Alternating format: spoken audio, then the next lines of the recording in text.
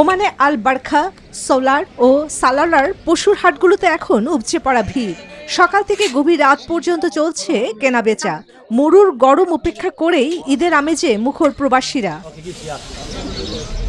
বাংলাদেশিদের উপস্থিতিতে অনেক হাটই যেন হয়ে উঠেছে দেশের চিরচেনা পশুর বাজার। গরু, সোমালিয়ান ছাগল আর আরবি দুম্বা ঘিরে চলছে দরদাম আর ব্যস্ততা।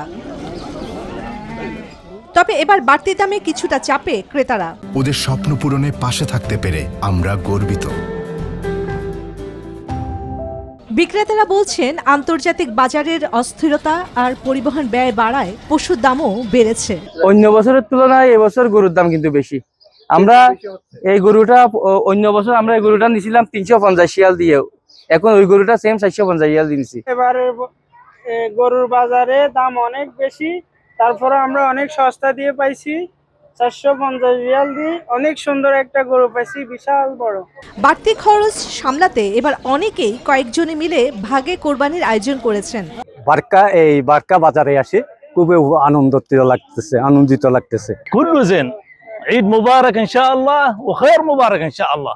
পশুর হাট ঘিরে চলছে ঈদের রান্নাবান্না, নামাজ আর বন্ধুদের সঙ্গে আড্ডার পরিকল্পনাও। তাই এসব হাট এখন শুধু কেনা বেচার জায়গা নয়, হয়ে উঠেছে প্রবাসীদের এক টুকরো বাংলাদেশ।